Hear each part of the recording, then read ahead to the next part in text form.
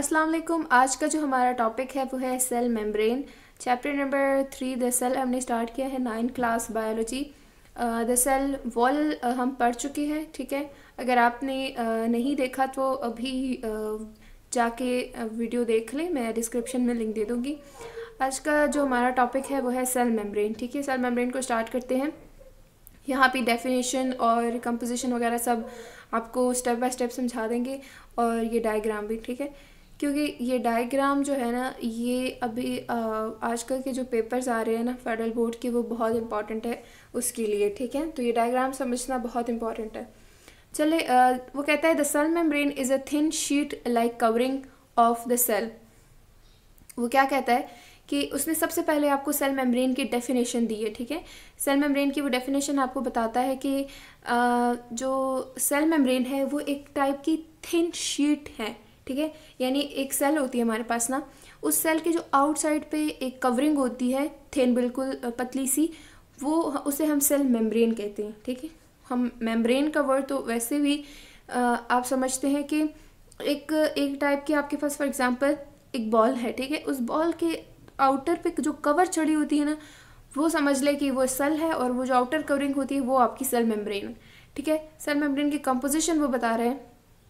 Composition में वो कहता है कि इसमें जो 60 to 80% आपके पास प्रोटीन्स है, और फॉस्फोलिपिड्स आपके पास 20 to 40% है, और कार्बोहाइड्रेट के ट्रेसेस भी, ठीक है। तो ये उसकी जो है वो कंपोजिशन हो गई। उसके बाद वो कहता है कि जो सेल मेम्ब्रेन की जो स्ट्रक्चर है, ठीक है, यानी कि सेल मेम्ब्रेन उसमें क्या क्या प्रेजेंट है, किस चीज़ से बनी हुई है, यानी ये पूरा स्ट्रक्चर आपको एक मॉडल है वो एक्सप्लेन करता है, जो है फ्लूइड मोज़ेक मॉडल, ठीक है।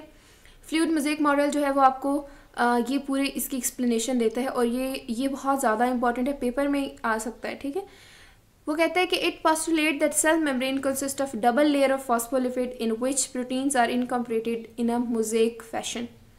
वो ये कहता है कि फ्लूइड मोज़ेक मॉडल आपको ये कहता है कि जो सेल मेम्ब्रेन है ना हमारे पास, उसमें डबल लेयर है, ठीक है।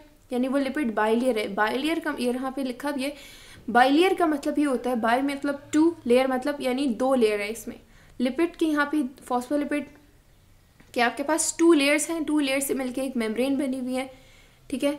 यानी कि 2 लेयर्स से मिलकर आपके पास एक मेम्ब्रेन बनी हुई है, और इसमें प्रोटीन्स होती हैं, या वो पार्शली एम्बेडेड होती है या वो होली एम्बेडेड होती हैं, ठीक है। यानी प्रोटीन जो है वो एक मोज़ेक फैशन में होता है। मोज़ेक फैशन का मतलब होता है एक मिक्स टाइप का जो है ना होता है पैटर्न्स, ठीक है। कुछ जो है वो कम्प्लीटली एम्बेडेड होती है, कुछ पार्शली एम्बेडेड होती हैं, यानी हाफ एम्बेडेड होती हैं, ठीक है। इसी तरह से उसने बताया कि in fact protein molecules float like a icebergs in a sea like fluid of phospholipids. वो कहता है कि प्रोटीन्स इस तरह से भी होते हैं कि वो लाइक जैसे हम सी में जो आइसबर्ग फ्लोट करते हैं, उसी तरह से प्रोटीन मॉलिक्यूल्स फ्लोट करते हैं, ठीक है। नेक्स्ट वो कहता है कि cell membrane of eukaryotes also contain cholesterol. यानी कि हमने क्या पढ़ा कि उसमें सेल मेम्ब्रेन में प्रोटीन्स होती हैं, कार्बोहाइड्रेट्स होती है, फॉस्फोलिपिड्स होती हैं, ठीक है। उसके बाद उसने एक और बात कह दी कि जो सेल मेम्ब्रेन है वो यूकारियोट्स की, ठीक है, यानी कि ये जो प्रोकारियोट्स की नहीं बल्कि यूकारियोट्स की सेल्स जो होती है, ठीक है, जिसमें सारे ऑर्गेनेलीज होती हैं मेम्ब्रेन बाउंडेड, वो यूकारियोटिक्स की होती हैं। अच्छा, यूकारियोट्स और प्रोकारियोट्स की डिफरेंस भी बहुत इंपॉर्टेंट है, ठीक है। सो इंशाल्लाह इसकी भी आपके पास वीडियो आ जाएगी। तो वो कहता है कि cell membrane of eukaryotes also contain cholesterol. यानी यहाँ पे इसमें कोलेस्ट्रॉल होता है, और इस कोलेस्ट्रॉल जो इसमें होता है तो इसका अपना फंक्शन होता है, ठीक है, यहाँ पे प्रेजेंट होने का। इसका फंक्शन ये है कि ये stiffening of the cell membrane से प्रिवेंट कर रखता है, यानी कि उसको ज़्यादा हार्ड होने से बचाता है। इसका काम ये होता है कि सेल मेम्ब्रेन के जो फंक्शन करता है ताकि वो स्मूथली फंक्शन करे और उसको स्टेबल रखे, फ्लूइडिटी मेंटेन रखे। ये कोलेस्ट्रॉल का यहाँ पे फंक्शन होता है कि वो क्यों यहाँ पे प्रेजेंट होता है, ठीक है। अच्छा, कोलेस्ट्रॉल जो है वो is required for the fusion of secretory vesicles with membrane, ठीक है। यानी ये होता है कि हमारे पास जो कोलेस्ट्रॉल होता है ना, ये एक और चीज़ के लिए भी ज़रूरत इसकी होती है कि जब कोई वेजिकल्स जो सिक्रीट होती हैं, हमारे पास ऑर्गेनेलीज होती हैं, वो जब वेजिकल्स सिक्रीट करती हैं तो उसको फ्यूज़ करने के लिए सेल मेम्ब्रेन के साथ वहाँ पे भी कोलेस्ट्रॉल का काम आता है, ठीक है। अच्छा, नेक्स्ट उन्होंने कार्बोहाइड्रेट्स की बात की है कि वो कैसे होते हैं। तो कार्बोहाइड्रेट्स या तो प्रोटीन के साथ लिंक होते हैं या वो लिपिड्स के साथ लिंक होते हैं।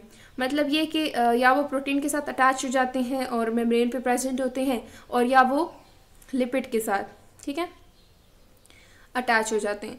उसके बाद यहाँ पे जो है ना, ये मेन चीज़ है, यहाँ पे आपको उसने फंक्शन बताया हुआ है, ठीक है। यानी कि सेल मेम्ब्रेन का जो मेन फंक्शन होता है वो क्या है, ये फंक्शन बहुत इंपॉर्टेंट है आपके लिए, ठीक है। ये कि आप जो है ना कि ये आपको शॉर्ट क्वेश्चन में भी वो सेपरेटली दे सकता है, या फिर अगर आपको वो इस तरह से आपने किसी तरह से भी उसने एमसीक्यूज वगैरह में भी पूछ लिया तो आपको पता होगा, लेकिन ये शॉर्ट के लिए ज़्यादा इंपॉर्टेंट है। ये आप पॉइंट्स में लिखेंगे। पहला पॉइंट इसका ये है कि cell membrane act as a barrier in a gate keeper for the cell. यहाँ से ही आप यहाँ से लेके यहाँ तक ही आप इसका जो है ना पहला स्टेप या पहला पॉइंट जो है लिख सकते हैं। इसका क्या मतलब है, वो कहता है कि ये act as a barrier and gate keeper. Gate keeper का काम क्या होता है कि वो किसी भी एरर को सेल के अंदर तो आने नहीं देगा, ठीक है। तो एक टाइप की सेल की प्रोटेक्शन के लिए होता है कि सेल में सिर्फ वही चीज़ें जाएं जो सेल को रिक्वायर्ड होती हैं, कोई भी फजूल चीज़ सेल के अंदर नहीं जाए। उसके अलावा इसके सेकेंड पॉइंट काम यह है कि सेमी परमेबल है, तो कुछ मॉलिक्यूल जो होते हैं वो लिपिड बाइलर को क्रॉस कर जाते हैं, बाकी वरना ब्लॉक कर देता है उसको। यानी सेमी परमेबल का मतलब होता है कि ये हाफ परमेबल है, ठीक है। हाफ परमेबल यानी आधी चीज़ों को अंदर आने देता है, और कुछ चीज़ें जो होती है जो अंदर नहीं आ सकती या सेल के लिए यूज़फुल नहीं होती उसको आने नहीं देता, ठीक है, या बाहर जाने नहीं देता। It maintains fixed environment inside the cell. अच्छा, यही फिक्स्ड इन्वायरमेंट का क्या मतलब है कि सेल को एक टाइप की रेगुलेशन प्रोवाइड करता है, ठीक है, उसका अंदर का इन्वायरमेंट को फिक्स रखता है, यानी कि कोई भी फजूल चीज़ अंदर नहीं आ सकती या उससे बाहर नहीं जा सकती। तो अंदर का जो कंडीशन, हेल्थी कंडीशन होती है, हेल्थी सेल जिस तरह से रहता है उसी तरह से वो मेंटेन रहता है। Cell membrane act as a barrier between the cell and its environment. As a barrier का क्या मतलब है, वही बात है, यही है कि जो है ना एक टाइप की रुकावट आ जाती है उसमें कि सेल से ना कोई चीज़ बाहर जा सकती है ना कोई अंदर आ सकती है। वो चीज़ें जो नहीं जाने वाली होती है या नहीं आने वाली होती हैं, सिर्फ वही चीज़ें के लिए एक टाइप की रुकावट होती हैं, ठीक है। उसके बाद उसने जो है एक और पॉइंट दिया है, वो ये पॉइंट है कि it regulates the exchange of materials between the cell and its environment. ये कि मटेरियल्स को का एक्सचेंज, यानी कि कुछ हमारे पास होता है ना कि बाहर से सेल के अंदर कुछ चीज़ें आती हैं, मटेरियल सब्सटेंसेस आती हैं, कुछ सब्सटेंसेस जो है सेल के बाहर जाने होते हैं। तो उन चीज़ों को मेंटेन रखना कि क्या चीज़ अंदर आएगी क्या नहीं आएगी, क्या कौन सा सब्सटेंस बाहर जाना चाहिए नहीं आना चाहिए, ये सब रेगुलेशन करता है कौन, हमारे पास सेल मेम्ब्रेन करता है। तो ये सेल मेम्ब्रेन का मेन फंक्शन है। इसके कुछ पॉइंट्स हो गए, एक पॉइंट ये होगा, ये वाला हो गया, एक ये और एक ये, ठीक है। टोटल 4-5 पॉइंट्स हैं। ये शॉर्ट क्वेश्चन में पूछ सकते हैं। अच्छा, ये डायग्राम थोड़ा सा देख लें।